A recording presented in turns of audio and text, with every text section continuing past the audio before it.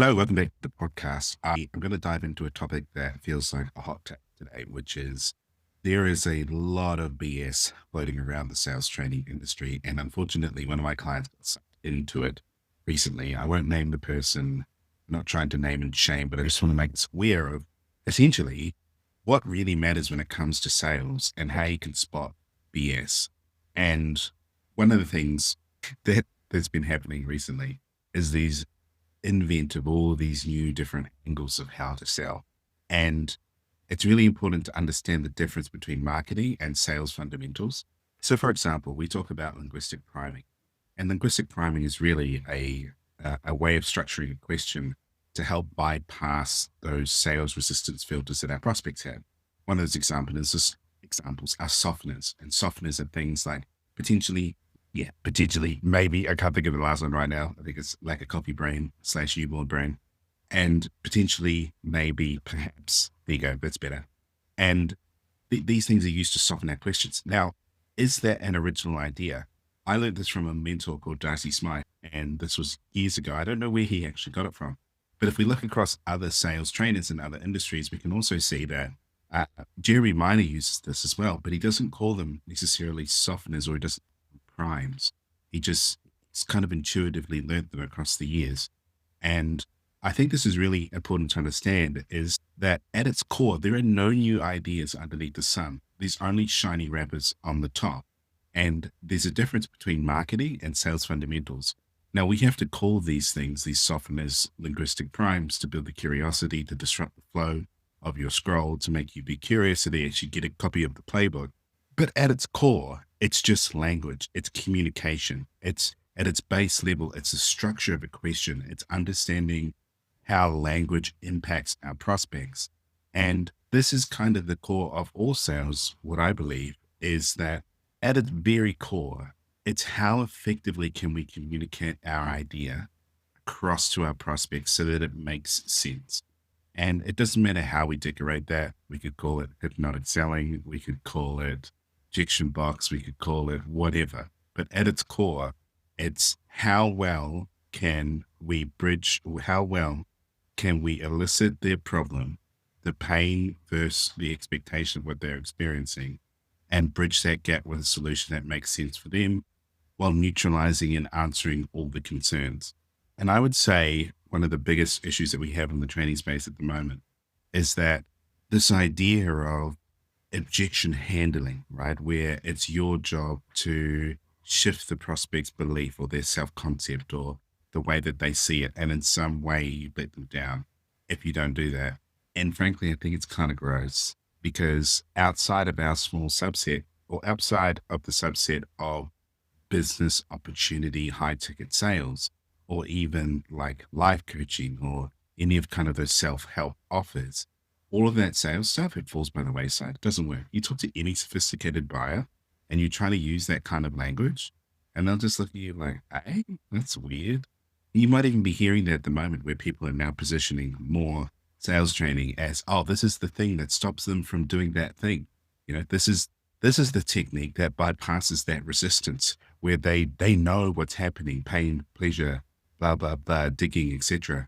And that, you know, this is the solution to that. But you've got to remember there's nothing new under the sun. No one, especially people in their 20s, have come up with something groundbreakingly, amazingly different that's going to shatter the sales paradigm. If it had been thought of, it's probably already thought of. And so I guess this is kind of like a gentle reminder to just be careful out there at the moment because there's a lot of this. I have this new way, blah, blah. And it's like, it's not necessarily new. At the core of what we're looking at here is relationships and connection and understanding that outside of the business opportunity, high ticket info space, a lot of those techniques that have been paraded around won't work on sophisticated buyers. Like if, for example, if I'm looking to buy something and I say, look, this sounds really, really good. I'm just going to take a couple of minutes, go talk with my wife. We're going to go make sure this is the right decision for us. And the person turns around and says, are you not the man of the house? Like, are you not manly enough? It's just so dumb. It's so lame. So no, we just make a decision as a household because we're married. And the most important person in my life is my wife, right? She's probably just going to say yes anyway, but it's a courtesy because we do things together. So sophisticated buyers don't fall for that icky shit. And I think it's really easy to see this stuff and to think that there's something wrong with you because you don't sell that way, right? That my work is not for the Chad alpha sales bro type, right? Where it's like my conviction will be the reason that they buy. Sure, if that works for you, fantastic. I'm not the trainer for you. I am the person who believes that relationships and long form relationship building is the thing that'll make you successful. It requires a more abundance thought where you're not trying to hammer every single nail that's in front of you. You have to think long term, as in, is this the right place to put the nail? Should I put the nail here or should I wait and put the nail somewhere else? Perfect example of this. Someone that I spoke to maybe 6 months ago that wasn't necessarily ready to buy has come back to book into my calendar, right? Not because I've pushed them or said they weren't motivated, but when they come back, chances are it'll be the perfect time for them because they've thought about it. They understood, they made a decision. And here's the other thing that happens, right? People who are convinced into doing something tend to make worse decisions than the people that make decisions for themselves. I'll say that again. People that are convinced against their own will are still of their own will. It's the famous quote by Dale Carnegie, where he talks about if you have to push someone really hard to make a decision against their own will, they are still going to have their will at the end of the day. And if we have to seriously push someone into joining a program, imagine how hard we're going to have to push them to actually do the work. And this is where I think we need to create the separation. And this opinion is not actually popular at the moment. I think this is a hot take. And we're eventually going to see this unfold where if this high ticket industry starts to implode on itself, like it's indicating that it might, got all the hallmark signs of what the coaching industry was doing about 7 years ago, but it's a whole nother rabbit.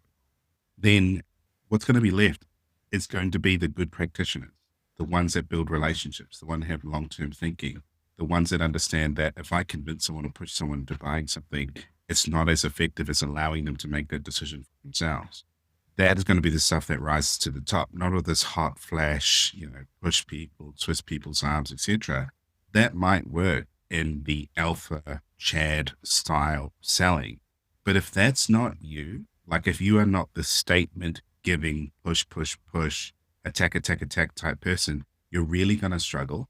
And pretending to be someone that you're not is most likely the reason why you're not getting the results that you want.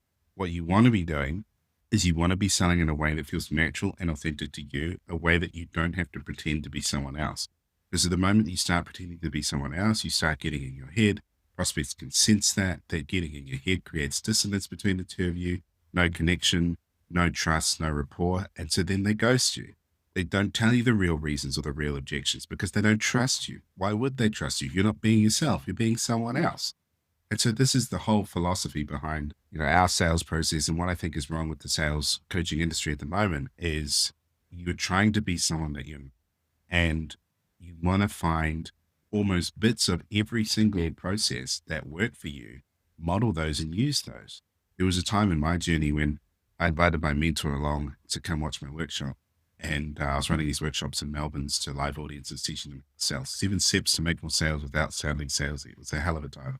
And he was at the workshop, and then afterwards he gave me feedback. And we had these kind of mutual mentors at the time. There's a guy called Joe Pane, a lady called Sharon Pearson, obviously Darcy as well. And he said to me, he goes, Caleb, I see Darcy, I see Sharon, I see Joe, but I don't see you when you present. And that hit me really hard because from that moment, I decided, well, where is the Caleb in all of this? I can only model for so long before I need to find my own style, before I need to build my own philosophy, before I need to build my own version of me. And if you're familiar with spiral dynamics, for those of you who aren't, fantastic model talks about values, thinking, behaviors on a societal and personal level, where there's 8 levels in total. I won't go into it deep, probably another podcast will talk about spiral dynamics. But essentially there's this idea where we have this third level. Third level is about personal power. The fourth level is about systems and authority. And then the fifth level is capitalism, success, sustained success, scalable success. And so most salespeople that I meet, they are at level 3 with a level 4 system, like a process that they have, or without a level 4 system and process that they don't have a process, then they need one. But chances are they have one. And so The magic is getting them to be consistent with that process. After they reach that consistency by using a process, they need to reach the next level, which is how do you take the best bits of all the processes and frameworks that you've learned to turn it into your own personal selling style, selling philosophy. And that's where the real income unlocks for these people because they're unapologetically them, which makes them irresistible. They are certain, they are congruent, they have a very direct, calm state that gets people to buy. And that's a real thing. Like when you have that congruence and you have that certainty and your ability to sell and you're not doubting yourself, you will make more sales. But that comes naturally as a progression of mastering one system, mastering one framework. Doesn't matter what framework, just master it. And once you have mastered that, you've made it predictable, repeatable results, and you start achieving consistently. That's when you can start innovating. Mentor of mine said, Caleb, prove me right before you prove me wrong. And she was referring to this model called core, improve, and innovate. So what is the core of your sales process? What do you know? What do you go over every session? Do you start with pain? Do you start with pleasure? Do you reverse qualify? Do you tell stories? Like what is your core philosophy? Then you look to improve. What can I do better here to improve to consistently hit 30% close rates, 40% close rates, to consistently hit $15,000 months, $20,000 months? Then the last step, the very last step after those two are dialed in is innovate. That's when you start change. But you have to be committed to one process long enough in order to be able to get to the stage where you've got evidence to know that you can actually go to the next level by innovate. So yeah, look, I just wanted to jump in and share this one with you today, which is, maybe a bit of a side rant, but also like a little bit of an update as to like what I see is happening in the market at the moment. I don't want you to get stunned. I don't want you to fall into a trap thinking that there's some magical thing that you don't have that you need, right? Chances are right now you have enough. And most of the salespeople that I talk to, it's you have enough skills. It's just consistency. There's an internal incongruency, right? There's a belief system that you can't be consistent, that you're not worthy of it, that you don't deserve it, blah, blah, blah. Chances are you have enough skills, right? And it's not a sales skill issue. It's an emotional consistency issue. It's an internal game problem. And so what people tend to do is instead of facing that internal game, the uncomfortableness of the emotions that are there, they look to outsource it. They look to go and find some other program that's going to magically solve that. And then they realize that it doesn't. That magical program only placates their pain. It only keeps it's the whole facade moving. It reinforces the lack of emotional depth or intelligence to sit through and process what's going on and fix the internal inconsistency, the inability to sit through the uncomfortable emotion. That is what I would say is probably the most powerful thing. And you don't need a coach to do that. Coaches make it happen faster. But there's certain books that I would recommend. One of them is Power versus Force. That's really, really, really good. But just doing any kind of internal work and ask yourself the question, what feeling am I? Like, what am I not allowing myself to sit in? What feels so uncomfortable that I can't face?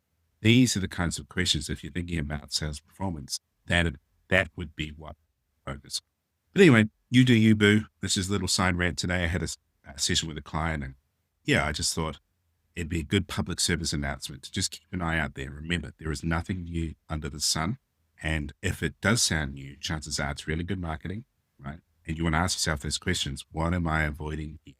What am I not willing to face that I would spend more money on a program when I probably already have enough skills? Probably do. Or maybe you need a better offer or something like that. But anyway, right? You know what I'm talking about. If you want help with it, there'll be a link down below. You can book in to come see me, get a copy of a playbook if you don't have one already. It's only $12, right? So it's not going to be one of those things where you spend $12 and you avoid your pain. It's just, you might actually learn something, right? Fundamentals. You don't teach flashy gimmicks. You learn the psychology behind why people buy and our whole philosophy. I'll see you in the next one. It's been good to have you here. It's Caleb. Bye for now.